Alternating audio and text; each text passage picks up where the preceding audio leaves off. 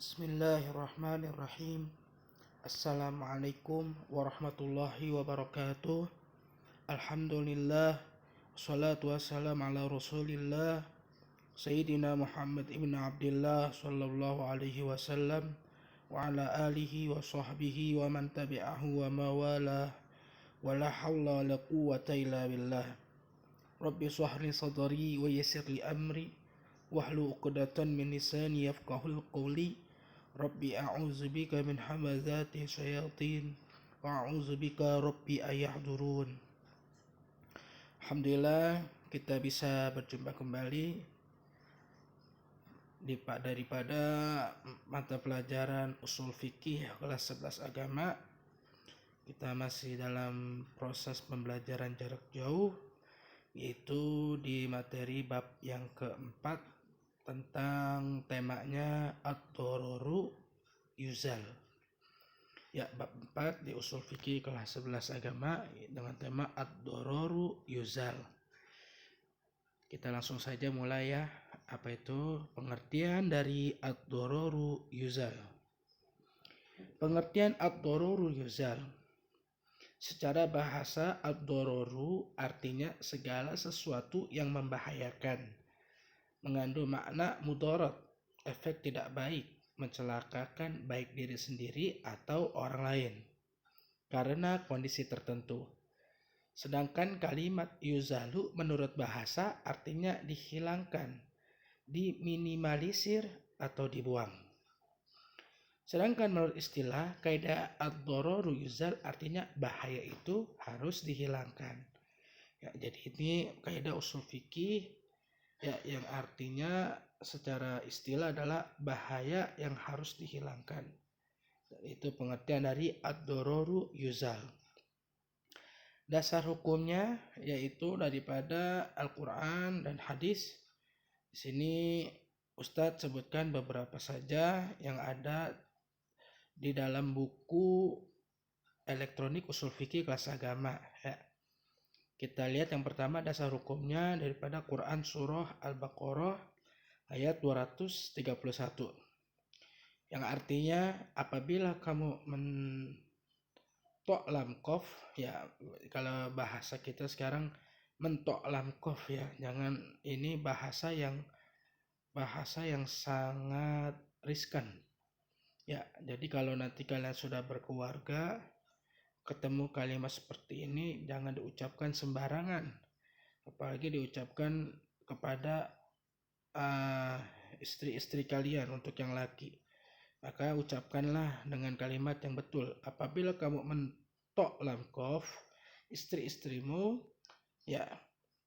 Kenapa di sini disebut istri-istrimu? Karena di sini kan kita dalam Islam ada daripada diperbolehkan poligami ya, maksimal daripada seorang laki-laki memiliki istri adalah 4.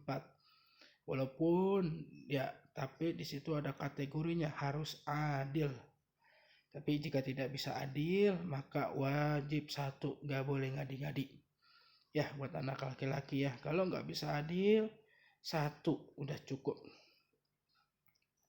Apabila kamu mentok lam qaf istri-istrimu, lalu mereka mendekati akhir iddahnya, akhir iddah itu batasan ya, batasan setiap itu. Maka rujukilah mereka dengan cara yang ma'ruf, dengan cara yang baik, atau ya pisahkan mereka dengan cara yang baik juga. Ya, kalau emang udah nggak cocok boleh nanti berpisah. Kalau memang di situ sudah tidak ada kecocokan. Tapi kalau masih bisa didiskusikan, nanti memikirkan daripada manfaat dan mudaratnya. Nah, kalau memang lebih banyak mudaratnya nanti boleh dah tuh. Mendingan apa? Misalkan terganggu daripada anak dan sebagainya, psikologi dan sebagainya, maka dipikirkan baik-baik. Maka sarannya adalah yang terbaik adalah rujuk. Nah, itu yang disebut ad-doror yuzal, memikirkan mana yang manfaat, mana yang mudarat. Lalu yang kedua Quran surah At-Talaq ayat 6.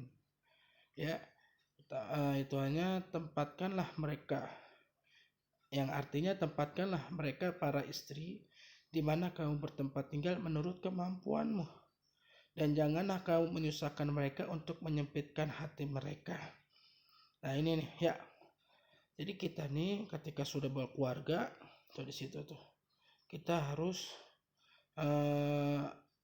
mendekatkan diri kita dengan istri kita. Ya, ada istilah apa tuh kalau sekarang tuh namanya LDR ya. LDR. Yang bagusnya mah tetap tuh kalau bisa istri kita, keluarga kita bawa kemana? Ke tempat kita kerja. Ya, ke tempat kita tinggal sekarang. Jangan kita pisahkan. Karena khawatir di situ, khawatir nanti bakal ada ya namanya berkeluarga itu ada cobaan-cobaan gitu. Tapi kalau kita bersama-sama dengan keluarga kita, istri dan anak kita, itu dapat meminimalisir tuh daripada dororoh itu ya kemudorotan itu. Nah itu tuh, dan janganlah kamu menyusahkan mereka ya, jangan kita malah ngeribetin ya, apalagi anak laki nih. Sebagai kepala keluarga, harusnya kepala keluarga itu yang benar-benar bicara mencari nafkah. Jangan sampai kita memberatkan istri kita untuk membantu mencari nafkah. Sudah ada hak-hak dan kewajibannya gitu. Boleh gak sebenarnya istri bekerja? Ya boleh, tapi itu atas izin daripada suami-suami. Nah, suami-suami yang baik itu adalah benar-benar menafkahi anak dan istrinya, tidak menelantarkan anak istrinya gitu ya. Jadi jangan sampai ya kebutuhan si istri, kebutuhan keluarga kita penuhi begitu. Lalu daripada Quran surah An-Nisa ayat 12 yang artinya sesudah dipenuhi wasiat yang dibuat olehnya atau sesudah dibayar hutangnya dengan tidak memberi mudarat kepada ahli waris. Ya, jadi kalau ini bagian warisan nih. Jadi warisan belum bisa dibagi sesudah warisan ada, kalau memang ada wasiat dari yang meninggal ya, maka yang ditunaikan itu adalah wasiatnya dulu. Lalu apalagi hutang. Kalau memang yang meninggal punya hutang, maka yang wajib dibayarkan adalah hutangnya dulu. Ketika wasiat dan hutang sudah selesai ditunaikan, sudah selesai dibayarkan, baru memikirkan warisan-warisan mana yang berhak, mana yang tidak berhak begitu. Nah ini nih daripada ya yuzal ya, mengambil meminimalisir daripada kemudorotan. Ad-dororu yuzal. Lalu di sini kita lihat hadisnya daripada hadis riwayat Imam Ibnu Majah nomor hadis 2340, yaitu daripada hadis sahih yang artinya tidak boleh berbuat doror ya, mencelakakan orang lain. Begitu pula tidak pula berbuat diror, mencelakakan diri sendiri ya. Usil dah enggak boleh tuh. Usil walaupun misalkan ingin membuat lucu ya, iseng nih kepada teman itu kan tapi kalau misalkan menjadikan doror, membahayakan mereka, membahayakan teman kita, maka itu nggak boleh. Atau membahayakan diri sendiri ya nggak boleh ya. Stres ya, diputusin pacarnya, dia sampai silat-silat nih tangan segala macam, buat apa? Itu merugikan diri sendiri, diror nggak boleh. Jadi hadisnya itu tidak boleh berbuat doror, begitu juga tidak boleh berbuat diror. Nah, itu daripada dasar hukum adanya kaidah usul fikih ad-dororu yuzal. C. Bagian-bagian kemudaratan. Secara garis besar kemudaratan dikategorikan menjadi 3 style ya, 3 kategori. Yang pertama kemudaratan yang memang sejak awal diizinkan oleh syariat. Nanti ya. Yang kedua kemudaratan yang menimpa banyak orang dan susah dihindari. Yang ketiga kemudaratan di mana orang yang ditimpa kemudaratan tersebut telah memaklumi, memaafkan dan rela. Yang keempat kemudaratan yang diharamkan, yaitu selain dari 3 jenis kemudaratan di atas, seperti korupsi, menipu, mencelakakan orang lain dan sebagainya. Itu daripada bagian-bagian kemudaratan. Nah, nanti untuk contohnya nanti ada di hikmah ya. Nanti kita bakal jelasin juga. Lanjut ke hikmah. Hikmah mempelajari ad-dororu yuzal.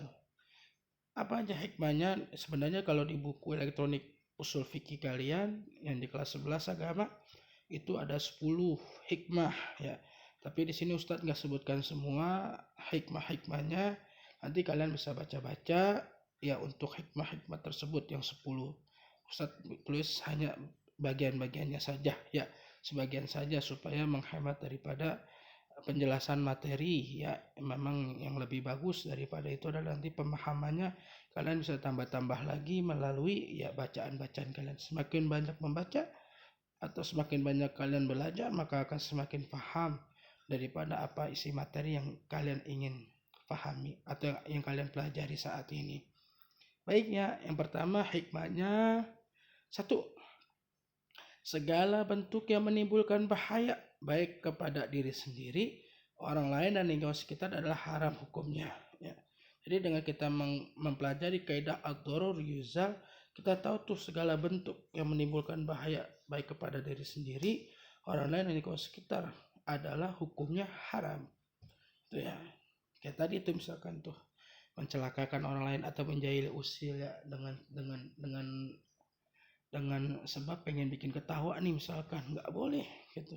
Itu dapat atau menghina, merendahkan itu juga sama kan? Gitu, mencelakakan, merendahkan, mencelakakan orang lain dengan cara menghinanya dan sebagainya. Ataupun dengan diri sendiri, itu dengan menyakiti badan diri sendiri ya, anggota tubuh kita gara-gara stres atau apa, itu jangan.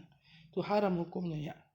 Yang kedua, kaidah keempat ini sangatlah penting, terutama dalam masalah nahi munkar. Apa itu nahi munkar? Tindakan pencegahan dari perbuatan yang dibenci oleh syariat.